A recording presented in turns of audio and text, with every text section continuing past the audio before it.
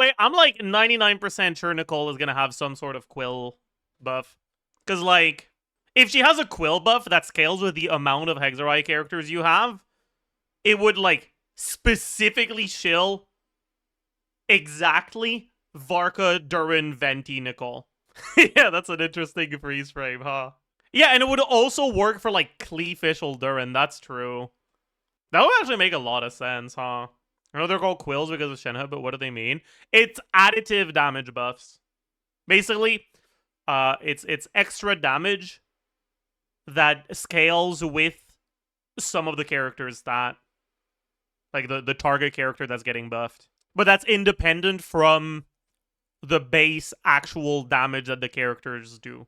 Right? So if you have I mean, we can talk about one of the buffs that we actually have, right? We have Llama buff, right? And the Llama buff scales it doesn't scale with the target buff, like the target ability that's getting buffed. It doesn't scale with its actual like motion value, its base damage. It doesn't scale with that target's character or that target character's EM or that target character's Lunar Bloom multiplier, but it does get increased by crit. Whereas all this Nicole Cope coming from, I mean, it's pretty like 100% certain that she's gonna be Hexerei. It looks like she has a Pyro Vision, and it wouldn't be unreasonable for her to be strong when she comes out. So like, it follows from those three statements that she very well could end up in a Varka team replacing Bennett. Bennett being forced to be in a Razor team has hidden Varka upscale. Yeah, exactly, right? It would also be a way to separate Varka from Razor in performance. So if Varka has 1,000 EM, she increases damage of Hyperloom by 5,000 damage. Yeah. And then that gets affected by enemy resistances, right? So with Deepwood, it'll generally be a little bit more than 5,000 damage. And then if Llama doesn't have the... Like, if you're not in Ascendant Gleam, if you're in Nascent Gleam, it also has a chance to crit for double that, right? It's just Dehya Cope all over again. Fontaine would save Dehya. I mean, okay. I'm gonna level with you. Varka is better than Dehya. Like, Varka's state on release is a lot better than Dehya's state on release. And I also think that, like... And yeah, and Varka doesn't look like he has the quality of life issues that Dehya had, too. Dude, I remember being like, oh my god, Poggers, Dehya's a fucking a carry that's, like, tanky and shit. And then realizing that if you fucking use her burst, she stops being tanky. And you just die really quickly. And being like, oh, well, that sucks.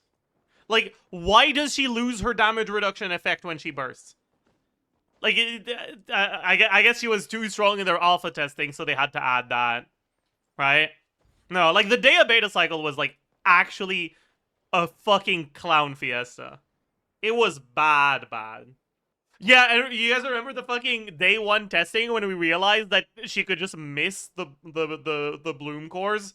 Dude, I swear, that character was never meant to be functional. Dying off, okay, the dying off field thing we had to, like, go out of our way to make happen. Like, it's not something that's, like, actually gonna happen in real gameplay, but, like, anyway, it was just a funny clip. Varka would be such a great free unit, not so bad it feels insulting, but not stronger than the 6.x DPS. Yeah! Like, that's also why I kinda think it's possible. I see it, man. I see it. Is Varka that much better than Dehya on release? Current meta teams flow around 140, 150, while Varka realistic combos makes him 95k. Was Dehya actually a third behind meta? Dehya was way further than a third behind meta on release. Because, like, back then, our wheelchair core was, like, Xingqiu Yelan. And she doesn't work with Xingqiu Yelan. So you couldn't even wheelchair her. She was bad, okay? Like... She was less than half of the meta. Okay, like it. Okay, I mean that's not entirely true. Like you could do the Bennett Kazuha Shangling wheelchair, but like it was still pretty awful. Varka's Risley, yeah, well, not exactly. I think Risley's a bit better. Like Risley was not that far behind the meta when he came out, right? Like you have to realize the strongest stuff when Risley came out was Neuvillette without Farina and Hyper Bloom. And like, yeah, he's worse than that, but he's not like fucking a third behind that. But also, even if he was, it wouldn't have been as bad because the DPS checks were not aimed at specifically just premium teams at good investment. You needed a much lower percentage of the best meta team's DPS to be able to clear the endgame content that mattered. Do you think Nvidia breaks top 5? Nowadays, no. I think on release, until Stygian release, actually. It's not it what dethroned Neuvillette from #1 best carry in my eyes is not character power creep, it's content power creep. Because the character could do double Neuvillette's damage, and most players would still get slower clears in Abyss with them than with Neuvillette. But Stygian happened, and it killed Neuvillette. How? Go to the Genshin category right now, scroll a little bit, find a casual player that's playing Maoika, and watch. You'll understand. Standard weapon tier list. Genshin. This is cover best of luck for Bennett and Stygian. Very often, Bennett won't be the character who's hardest to get your burst on at the start of Stygian. So if you generate enough energy for your other characters, generally Aquila Bennett has enough. And if you're not, you might want to just fucking put him on 5. No, with Kinich. I mean, that's because you're playing Kinich. Like, that's on you. Anyways, okay. Yeah, we can make an updated standard weapon tier list properly. I think Jadewing Spear. I think Jadewing Spear might be alone in S, actually.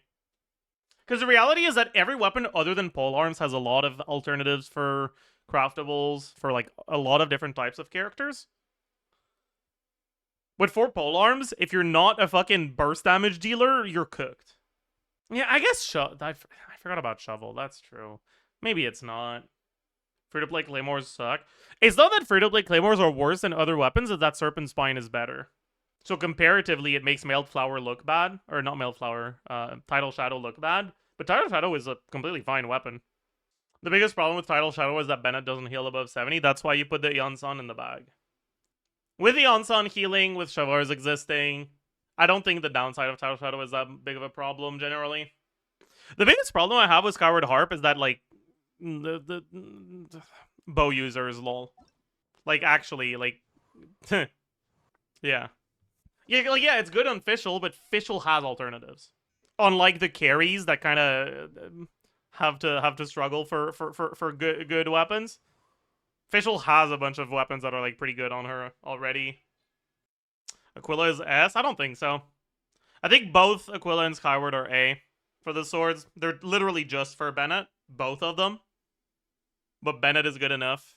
Got it in S last time? That's possible. But as more and more characters don't really need to use Bennett on their team, I think that the value of having these weapons for him isn't as high. In Stygian with Maoika Eonson, I feel like Skyward is best for Bennett. If you do Maoika E, Bennett E, Eonson, Bennett has his burst. Even without Skyward. Like, maybe I can see it if you have Fork on Eonson instead of Fav. But otherwise, eh. But yeah. And I'd say Lost Prayers is probably... I don't know if I'd put it A or B now. Probably B. Then Skyward Harp, C. I think I'll make one more tier. The no tier. And the no tier will be these, I guess. I guess Atlas can go here, sure. Okay. The premise of this question was if we get a 5-star weapon selector, right? And, like, Atlas isn't bad, but I don't see a world where you would select it over Lost Prayers. What about Amos? I mean, if you are a Ganyu main, if you are, like, I could see it. Sure. It's not a good weapon, and I don't think it's really worth getting. But it is better than the free-to-play alternatives on some characters that people play. Isn't Wolf's Gravestone good on Maoika? Wolf's Gravestone is really bad. It's like barely better than Tidal Shadow. It doesn't have the requirement at least. But like, it's so bad. Isn't Heart better for Ganyu? I don't think it's better for Melt. Why would you choose Skyward over Aquila ever? I mean, there are teams that struggle a little bit more with energy generation. Like nowadays, I mostly play Bennett with Pyro carries or teams that have another Pyro character on the team. But when you don't, his energy requirements can be a problem. To skip Bennett E, you are not skipping Bennett E if he's not on Fav. Okay, maybe some teams, but it's hard. The ER requirements skyrocket if you skip E.